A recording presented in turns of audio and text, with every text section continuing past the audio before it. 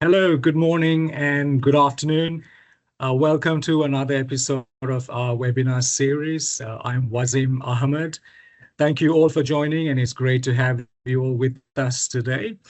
On today's episode, we are going to discuss something very important, unlocking world-class finance talent for British businesses. To discuss this in detail, we have two eminent key speakers joining us today on the session. And before we introduce the speakers, I would like to quickly give you the agenda for the audience who have just joined us. So we will have presentation by two of our key speakers, followed by Q&A. So please feel free to drop in your questions. I will be happy to take them after the presentation. So before I introduce, let me quickly give you the introduction rather to the key speakers. We have Alan Wright joining us from London. Hello, Alan. Thank you so much for taking the time. It's a pleasure to have you with us. Good morning. So Alan is the founder and principal of ARC, which is also known as Alan Wright's Consultancy, and currently serves as the CEO of West London Chambers of Commerce. With over 25 years of experience in international trade and export strategy, Alan has worked with global companies across the UK, MENA, and Asia. He's a recipient of the UK's government's award for exporting,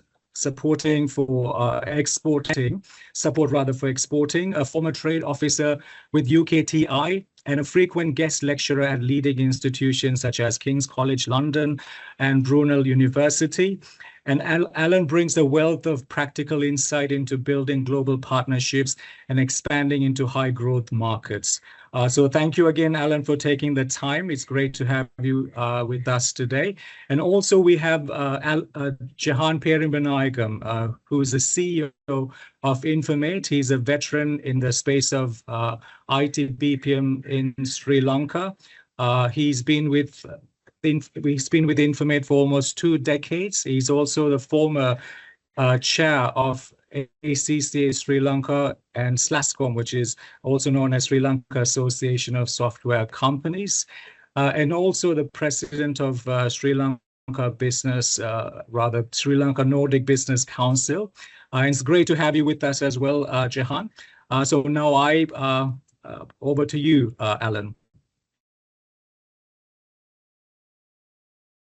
So thank you very much. I've got a small presentation to share with yourselves, if I can get this to come up properly. Is that sharing? I don't think it is. There we go. Right, that's a bit better. Right, let's open this up on the first page. So my name's Alan Wright. It's a pleasure to be here talking to you all this morning. I was just realizing as we were talking that I've been engaged with business with Sri Lanka now for 11 years. I went to my first Sri Lanka trade event 11 years ago in 2014 in London. And you missed out one important university in London. You mentioned King's and Brunel, but you forgot about University of West London, which is a great university. So our Chamber of Commerce covers West London. We've been around for over 100 years. We cover getting on for 1 million people in West London, and our area has got a GDP of around £40 billion. In fact, London's the largest economy in the UK, with 25% of the UK's GDP, and via our airport at Heathrow, we export and import around £450 billion or dollars, sorry, worth of trade. We have a board mixed up of different nationalities from all over the world, who are all business people in their own right, looking to help engage and assist local businesses to grow. Our Chamber of Commerce was honoured recently by the Department for Business and Trade in the UK by giving the best support for export in the whole of the UK. Who am I? I'm a Queen's Award for Export Professional. I'm a council member of the British Exporters Association, and I've got experience exporting all around the world, and I've previously been a government trade officer.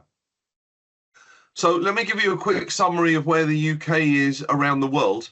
The UK is the second biggest economy in Europe, just behind Germany. We are the fourth biggest exporter on the planet after China, the United States, and Germany. But I want to add this big comment that noting the population size of China, United States, and also Germany, the UK punches well above its weight. We are also the third biggest country in the world investing in AI behind the US and China. And London is the fourth wealthiest city on the planet. So the UK left the EU in 2016. Since then, we've been signing trade agreements all around the world, with agreements with India, United States, and Europe recently being signed. What do? We help local companies in our area, but we also provide a lot of services for companies from overseas who want to come to the UK. But we also help lots of local companies who want to trade overseas and use overseas facilities for their trade. So talking a little bit about trade with Sri Lanka now. UK's trade with Sri Lanka has been bobbing along quite nicely, but the key thing now is that our trade is growing, and it's more Sri Lanka's trade that's being exported to the UK that's seeing quite a big increase now of 6.5%, which is a recognition to the bounce back effect of the Sri Lankan economy. And you can see this quite strongly on these graphs up to 2014, showing how the Sri Lanka economy is growing, not through exports to the UK, but more about services. And the trade balance with the UK and Sri Lanka is strongly in Sri Lanka's favour. So congratulations to Sri Lanka. Before we move on to the services world, let me just focus a little bit on what the UK and Sri Lanka are trading in. And I can see that goods that are imported to the UK from Sri Lanka, 64% of those are clothing, which is holding strong, but scientific equipment has grown by nearly 30%. And there's a whole host of other products that are growing, not just fish and shellfish from the seas, which are caught, but things that are produced in Sri Lanka. So I'm going to stop sharing there and allow Jayhan to move over and talk more about the trade in services that Sri Lanka can offer, which is the powerhouse that sits in the wonderful Indian Sea. Over to you, Jayhan. Thank you very much indeed, Alan, and thank you all. So one thing that Alan didn't mention, that he was recently in the US and initiated the trade deal between the UK and the US. Correct, Alan? Thank you very much. I was over there in the US when Donald Trump was mentioning about tariffs growing with the rest of the world, and we were certainly very much behind getting our tariffs agreed with a trade agreement first of any other country in the world, and we've now signed as a Chamber of Commerce agreement between us and Atlanta Chamber of Commerce, and we're taking a trade mission over there to promote bilateral trade in both directions. But I should add that we signed a trade agreement with Sri Lanka as our Chamber of Commerce many years ago, way before we signed one with the United States. Thank you for the excellent introduction, Alan. And it's really good to see the progress and the focus in British businesses. And it's also good to see sort of a reciprocal and parallel growth in the Sri Lankan economy. It's tough times in different parts of the world. But I really feel that Sri Lanka's economy is on a fast track. It's now regarded as a case study in rapid economic recovery. And it's good to see some of the statistics that Alan presented as well. Now, in order to fuel this business growth to take full use of the opportunities, there is one ingredient that is becoming increasingly challenging, and that is talent. Right? So today's presentation, overcoming the talent challenge, particularly in the finance and accounting area. So a lot of CFOs that I spoke to recently in a CFO conference, I was asking them, what are your top 3 challenges? And almost all of them had talent right up there in the top 3. Post-COVID and post-Brexit, you're having disruptions that have reshaped the labor market. You see high attrition, shifting worker expectations. People are reluctant to come back to work. You have something called the Great Resignation. You have labor shortages, particularly in specific areas like accounting, difficulty in retaining, attracting qualified professionals. I was speaking at an accounting conference and networking with some of the people there, and they said, just when you've got someone after 2 years of training and mentoring and they've come up to speed, then they resign. And you need to start the process all over again. Increasing cost of hiring and in retaining your top talent.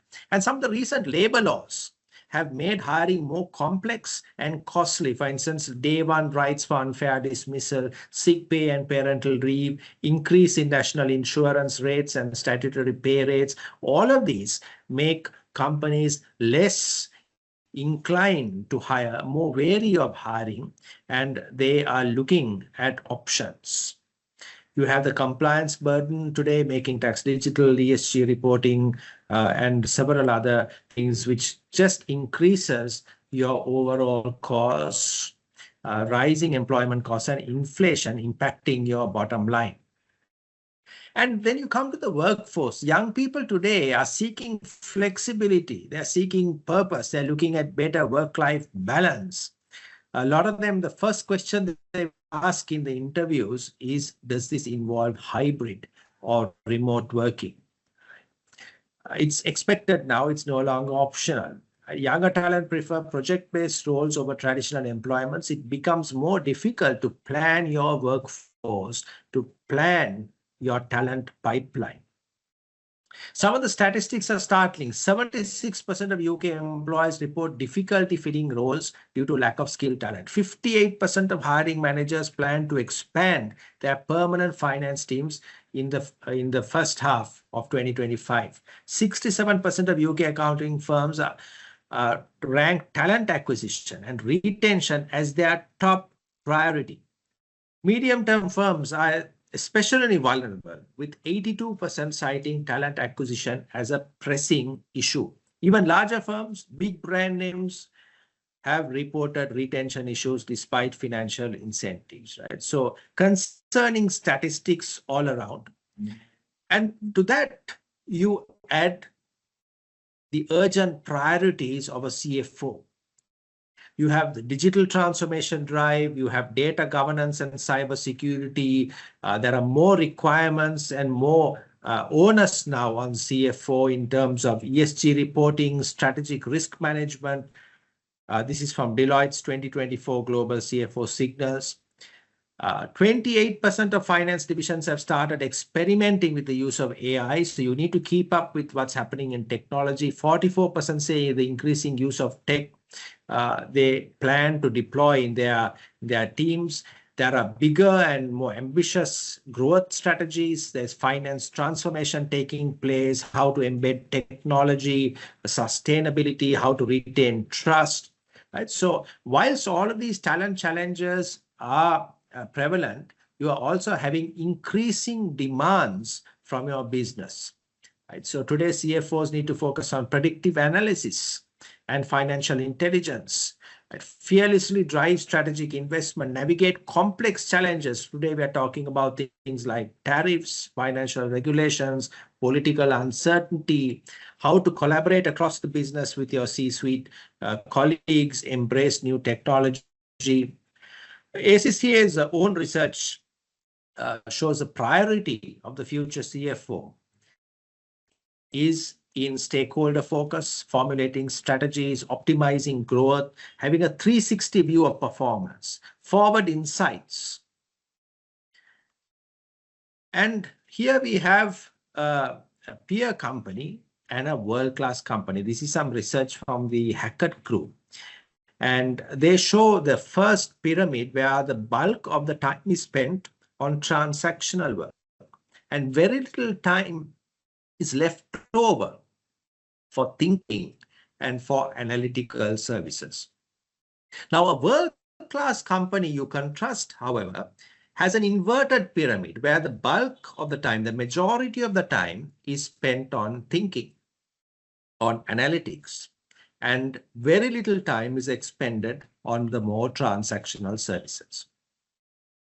So my question to you is, are you able to identify with a world-class company?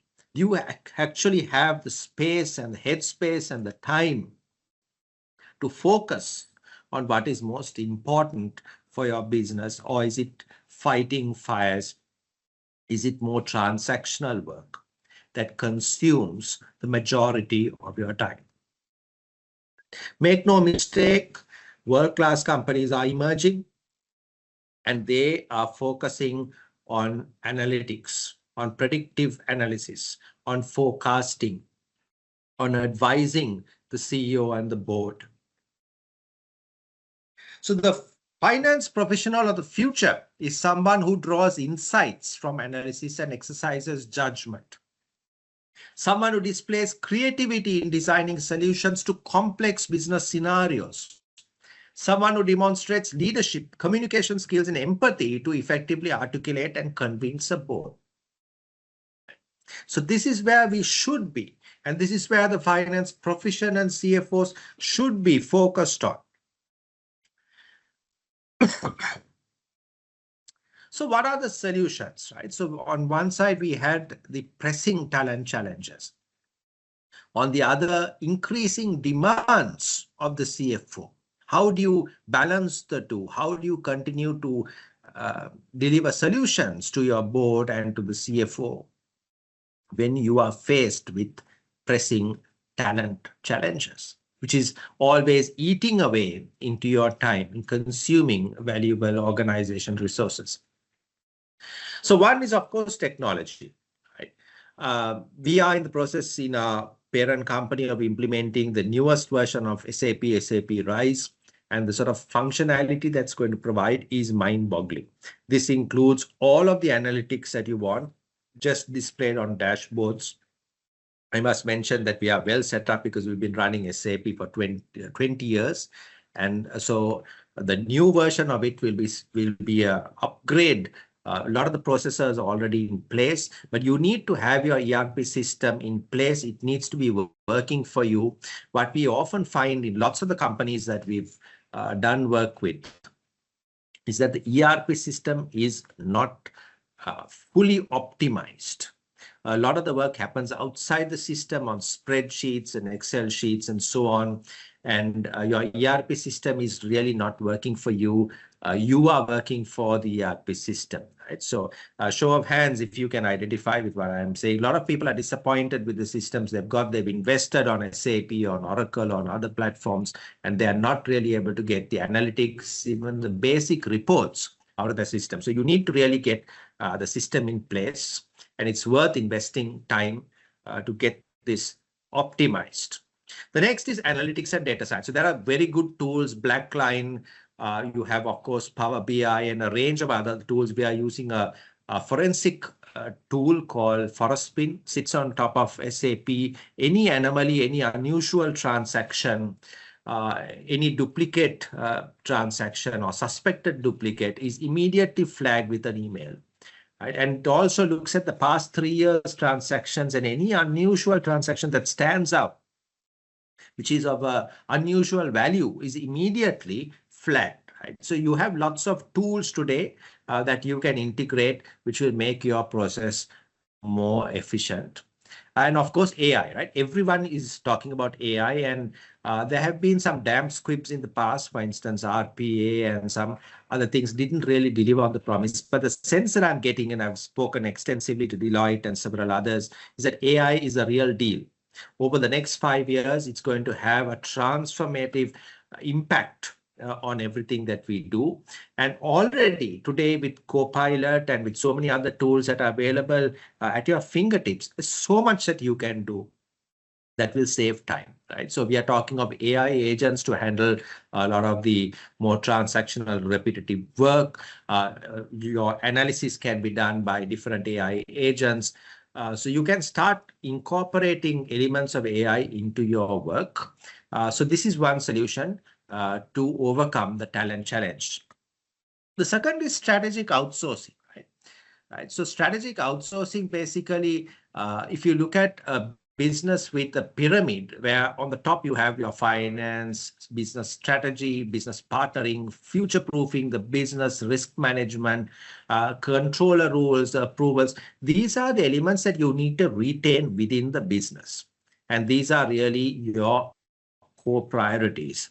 But then at the bottom of the pyramid, you have lots of other more transactional, repetitive, high volume work, including your procure to pay, your accounts payable, AR, GL, your reconciliations, fixed asset management, master maintenance. Now, all of these components, and lots of businesses are doing this, are hiving this out and moving it to a specialist provider based overseas. So, of course, you've got nearshore options like Eastern Europe, you've got Ireland, you've got India, of course, Philippines, and Sri Lanka. Now, Sri Lanka is a center of excellence for accounting. HSBC has 3,000 people here. London Stock Exchange has a large center here. You have WNS, which is about 1,000 people here. So Sri Lanka is regarded as a center of excellence for finance and accounting outsourcing. So this is another tool that you could add to your armory. And I encourage you to explore because COVID has taught us that work can be done anywhere in the world, right? That you don't need to have physical proximity. You can have the opportunity of tapping into talent globally and not be restricted by physical proximity. And this model works. So in conclusion, I'll share a little bit about Informate and what we do. We have a team of 500, and this is our 20th anniversary. We were the first shared services center in Sri Lanka. We have experience serving diverse industries, ISO 27001 certified for information security practices. We are a socially responsible organization. We share a lot of the values that you do in the UK. And the type of areas that we help companies with include end-to-end finance and accounting services, procure to pay, order to cash, fixed asset management, record to report, then the analytics, credit evaluations. For instance, we work with a British company in Bristol doing all of the KYCs, identity checks, credit checks, anti-money laundering checks. We work on a variety of platforms from SAP, Oracle, JD Edwards, Sage, QuickBooks, MYOB, Xero, and so on. And we also support businesses with other areas beyond finance and accounting, like shipping documentation, sales admin support, data entry, inquiry handling, customer help desk. We have lots of international affiliations. So these are some of the other platforms we work with, Experian, Remedia, and so on. We are a member of the Council for Business with Britain, European Chamber of Commerce. We are an ACCA-approved employer, CIMA training partner. So we have lots of British qualified accountants in our ranks. And some of the customers we serve include Fortune 500 companies like Tavistock and Tavistock-owned companies, Thomson Reuters, Cushman & Wakefield, Unilever, GlaxoSmithKline, Beecham, Jones Lang LaSalle. Right. We have a global footprint. We've been working in the UK for over 10 years. And this is my final slide. So our value proposition to companies is recommendations and best practice on process. So it's not just about providing resources and doing it cheaper. It's also about process. It's a pathway to world-class processes, enabling your team to focus on what's really important to your business, on the core, and being freed up from the more routine activities, access to talent, and the ability to scale up. Our experience, obviously, working for Fortune 500 companies in 4 different continents. Committed SLAs, KPIs, documentation. We are very good in doing detailed flowcharts and SOPs. We work 24/7. We are backed by a company of British origin, the John Keells Group, a company with a history of 150 years. And also personalized attention and lifelong partnerships that we aim to build. So if you look at our brand, the blue stands for the professionalism, the numbers, the KPIs, and the warm orange is for friendships, for relationships. So let me just pause it there. So you could scan this QR code or look us up on, and we'll be very happy to have a chat, and we'd be very happy to take any questions that we may have. We are right on time, so we've got good time for Q&A. Thank you.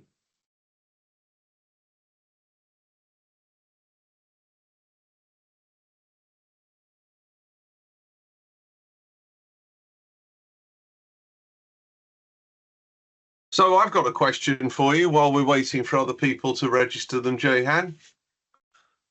Which companies, on what type of companies in the UK are registered with you to do this type of work at the moment? I can personally say, before you answer that an awful lot of small companies, startups and SMEs who are slowly growing, sometimes don't recognize the value of an independent chief financial officer. And frankly, they can't afford one because their turnover is not enough to have a full-time CFO.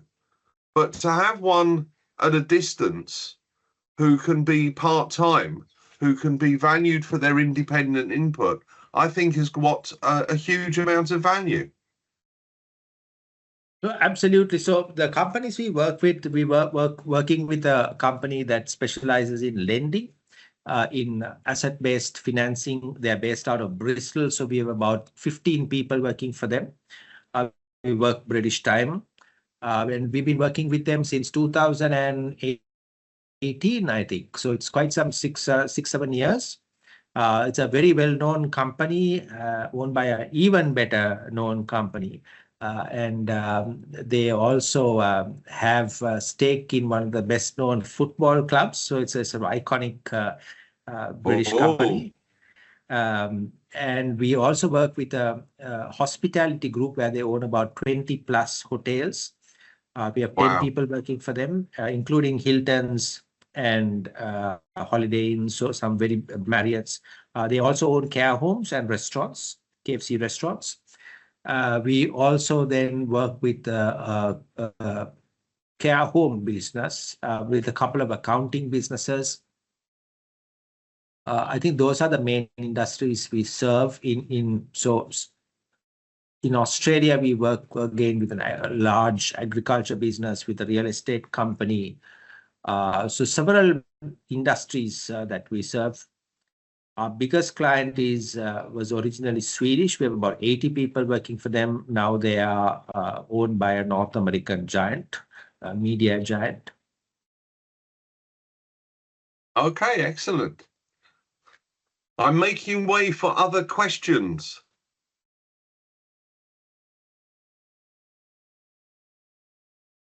It sounds like your presentation was quite comprehensive.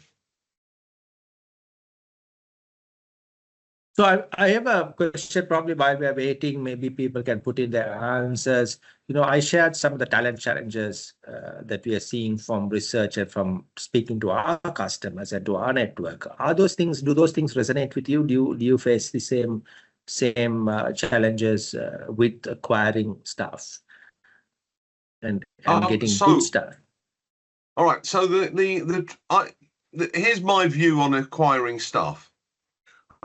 When you acquire somebody new, the recruitment process of traditionally advertising, interviewing a number of people, coming to a final decision and going to final interview, then appointment, getting the right contract in place, negotiating a contract, agreeing it, and finally the person starting, can take something like 3 to 6 months.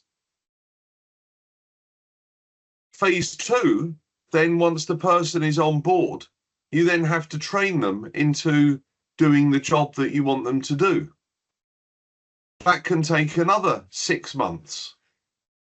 So by the time you've gone through the recruitment process of investment in time, the training process, investment in time, the person then will take another 6 months to pay back your business the amount of time and effort that you've invested in them.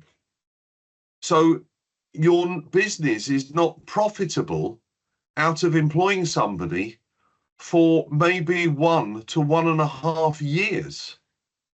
So if you are employing somebody for less than 1.5 years, your business isn't getting a return on that person you've employed. Now, how do you therefore keep the people that you've employed for a longer period of time to get that return on the time and effort that you've put into employing them? Number one, you have to provide good facilities that they want to work in. You have to have a good team of people around you. But most importantly than anything else, people work for money.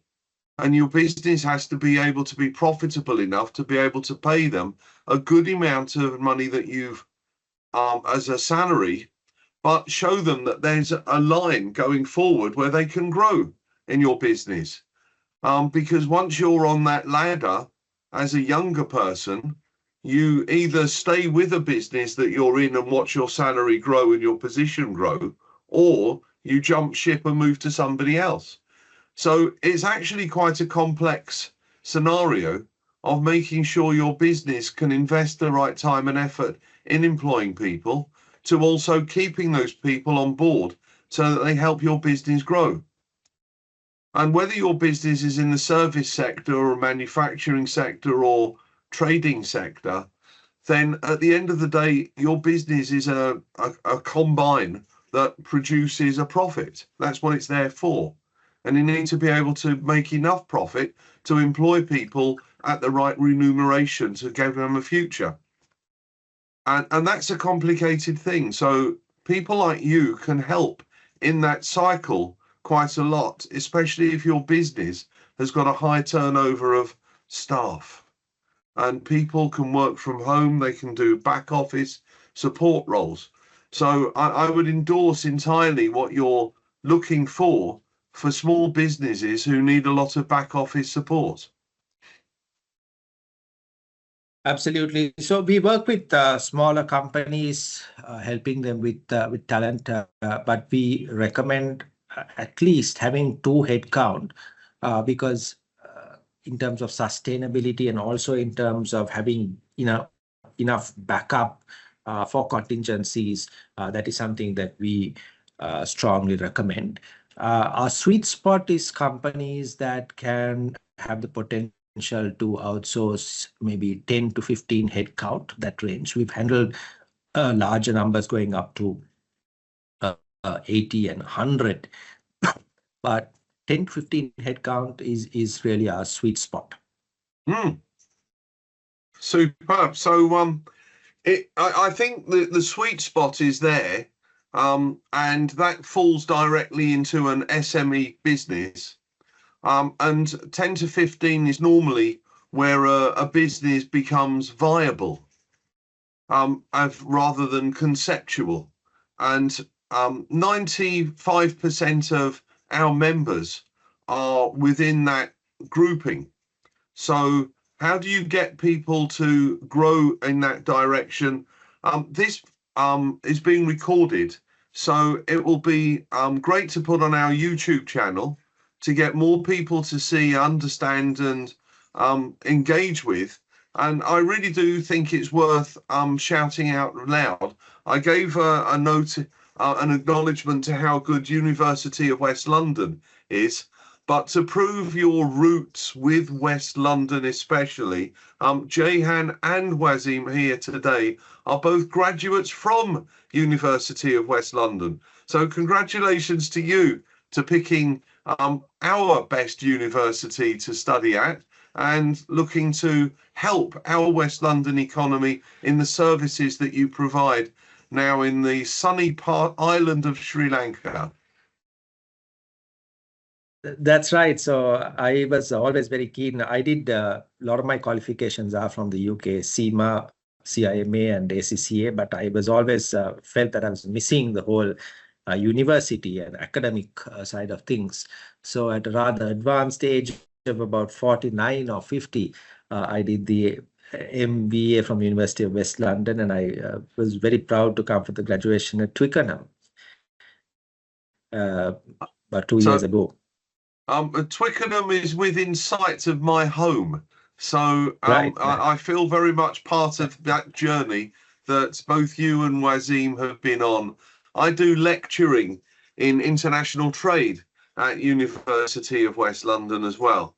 So people who are listening to this, especially in West London, shouldn't feel that you're talking to strangers from Sri Lanka in this. We are very closely engaged and aligned, and we've signed an MOU with Sri Lanka Chamber of Commerce when Jayhan was there, SLASCOM, to be to improve and get closer with that relationship. That's very kind indeed, Alan. Appreciate the sentiments, and we're really looking forward to engaging with British businesses, particularly those in West London. And I think there is a lot of synergies possible. And culturally also, as a former colony, we are very close. So you'll find that the accent is very neutral. We have lots of UK qualified staff. We understand the cricket and the rugby and all of the British jokes and the sense of humor. So I think you'll find us good partners. So England were playing cricket against India yesterday. Yes, and a great win. Which side were you supporting? So I'm an Anglophile, right? So I'm an Anglophile. I do support England most games, except the exception being rugby, where traditionally Sri Lankans have always been sort of supportive of the All Blacks, New Zealand All Blacks. Right. Well, All Blacks traditionally have been the best rugby team in the world, so I can't knock you for supporting them. But I acknowledge that Sri Lanka has also got a wonderful cricket team themselves. And I should also say, it's very difficult being a small island off the coast of a huge country. We in the UK are a small island off the coast of a big continent of Europe as well. And as small islands, bigger or smaller, you have to be innovative. You have to be more creative. You can't do things in the same volume that your neighbors on the main continent can do. So you have to learn and evolve to be a bit more clever, a bit more sharper, a bit more innovative about what you do. So what I would endorse anybody listening to this or watching this to give Informate a shout and be in touch with Jayhan and Wasim for their services today. Thank you very much, Alan, and please connect with us on LinkedIn. We're available to have a chat if you want to explore ideas or ask any questions. You're always there. And very grateful to you, Alan, for your support. You've done a lot for trade between our two countries, and you've done a lot for Informate. We appreciate it and look forward to strengthening our relationship with the West London Chamber of Commerce. Both Wasim and I were in the UK probably just under a year ago, and we did an in-person session with West London Chamber of Commerce. And we look forward to doing many more events together. Okay, fantastic. Thank you very much for your time today. Well, I've really enjoyed being part of this. I've learnt quite a few new things about Informate, and I look forward to doing a lot more things with you with our West London grouping. Thank you, Alan, and thank you all. Thank you, Alan. Thank you all for joining, and please get in touch with us. And if you have any support in terms of any assistance with regards to talent challenges, and we are more than happy to assist you. And thank you, Vicky, for sharing those comments, lovely comments in the chat. It is indeed important to get the right people on board at the start. And she also did mention that her dad was at the game. I don't know, that was referring to Alan's remark that was made earlier. So thank you very much all, and see you all soon. Thank you very much. Okay, thank you again. Bye-bye. Bye-bye. Bye.